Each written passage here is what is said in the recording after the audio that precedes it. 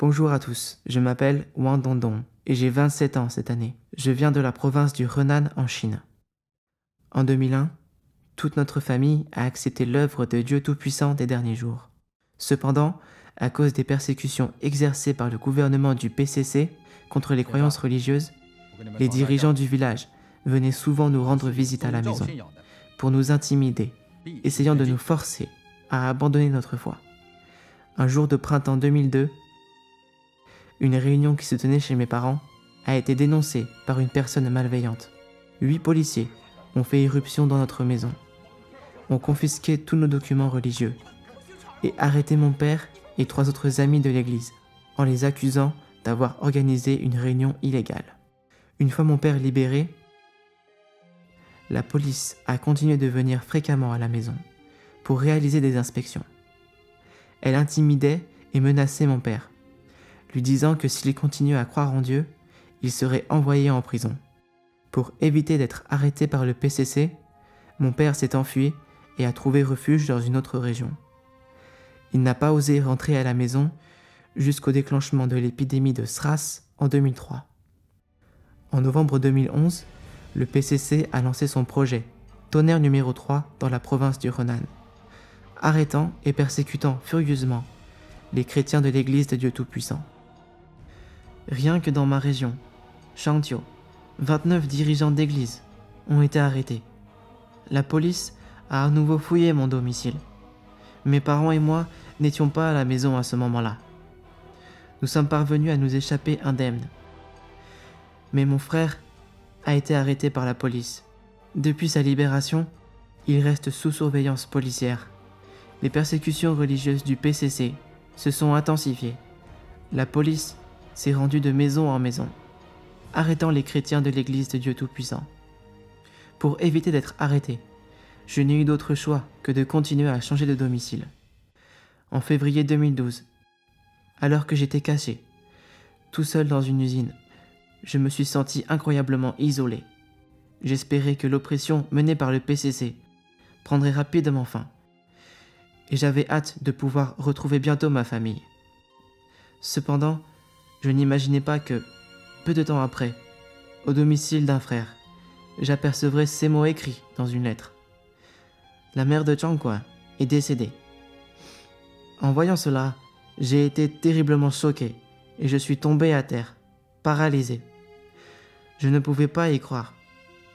Ma mère était en bonne santé. Comment se pouvait-il qu'elle soit morte ainsi soudainement? C'était comme si j'avais reçu un coup de poignard en plein cœur. Et j'ai pleuré. Et pleuré encore. J'ai voulu m'écrier « Maman ». Mais je n'ai pas pu le faire, par peur d'alerter les voisins, et d'être dénoncé, puis arrêté. Ce soir-là, lorsque je suis revenu à l'usine où je me cachais, j'ai éclaté en sanglots, bruyamment, seul. Je ne sais pas combien de temps j'ai pleuré. Je ne cessais de repenser aux moments heureux passés avec ma mère, à sa belle voix et à son beau visage, à son amour pour moi et mon frère. Mais je ne la verrai plus jamais. Si le PCC n'avait pas mené des persécutions acharnées, nous n'aurions pas été séparés. Notre maison n'aurait pas volé en éclats. Et elle ne serait pas morte.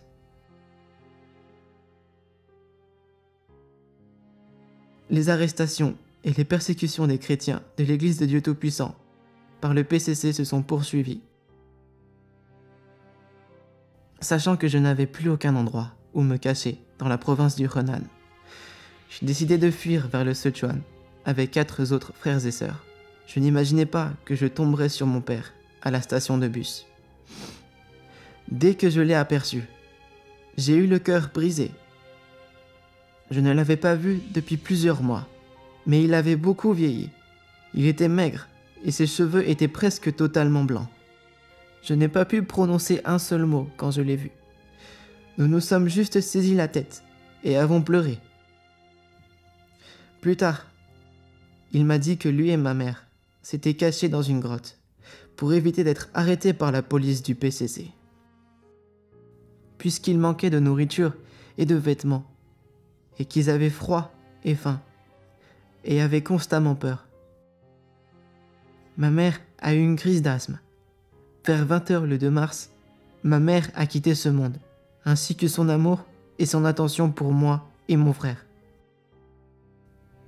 Elle n'avait que 48 ans.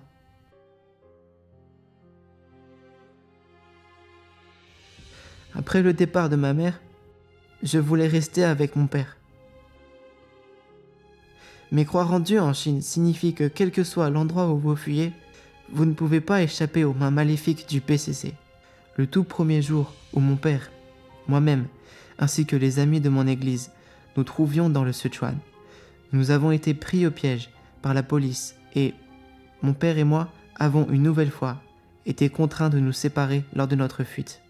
Au début de l'année 2013, le gouvernement du PCC a lancé des arrestations massives dans le Yunnan, le Chongqing, le Sichuan et dans d'autres régions. Le matin du 29 mars 2013, alors que je rencontrais 2 sœurs dans un parc, nous avons été encerclés par 20 à 30 officiers de police lourdement armés. Ils nous ont menottés et mis dans une voiture qui est partie en direction du bureau de la sécurité publique de Nanhe, dans la ville de Guangyuan. Là-bas, ils m'ont ordonné de tenir ma tête entre mes mains. Ils m'ont forcé à m'accroupir sur le sol glacial, les pieds nus. Si je faisais le moindre mouvement, ils me faisaient tomber à terre à coups de pied. Ils m'ont menotté sur un banc du Tigre pendant 6 bonnes heures, sans me permettre de manger, de boire ou de me soulager. Durant mon interrogatoire, j'ai appris qu'ils me suivaient et me surveillaient depuis 6 mois, grâce à des méthodes comme la surveillance vidéo, les écoutes et les enregistrements téléphoniques, et que plus de 90 policiers étaient encore déployés dans la région, afin de préparer l'arrestation simultanée de tous ceux d'entre nous qui prêchent l'évangile localement. Le lendemain, lorsque j'ai été convoqué pour mon interrogatoire, un officier m'a cruellement menacé. « Petite fiente, si tu refuses de parler, je vais te défoncer. » Il a également projeté des cendres de sa cigarette sur mon visage. Durant plus de 2 semaines, la police m'a interrogé, m'a intimidé et m'a menacé tous les jours pour obtenir des informations sur l'église, me montrant de nombreuses photos de mes amis de l'église afin que je les identifie. J'ai été torturé et maltraité dans le centre de détention pendant 3 mois et 11 jours. Lorsque j'ai été libéré, je n'ai eu d'autre choix que de mendier pour pouvoir me rendre au domicile d'un ami de l'église, car la police m'avait confisqué tout mon argent.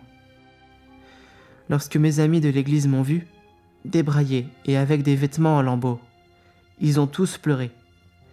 Une sœur plus âgée m'a pris dans ses bras et m'a dit, les larmes aux yeux, « Mon enfant, te voilà de retour.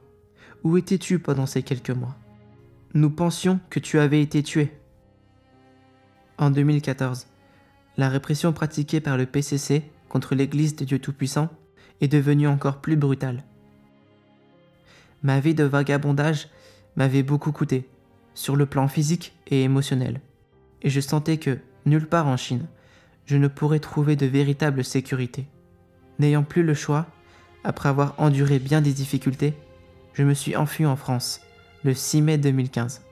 J'espère de tout mon cœur que le gouvernement français et les gens de tous les milieux pourront comprendre davantage la réalité des persécutions subies par l'Église de Dieu Tout-Puissant et qui se préoccuperont des difficultés et des obstacles auxquels sont confrontés ces chrétiens qui ont fui et demandent l'asile. Enfin, puisse Dieu bénir tous les pays qui peuvent nous accueillir et tous les gens qui nous ont offert leur aide sincère. Merci.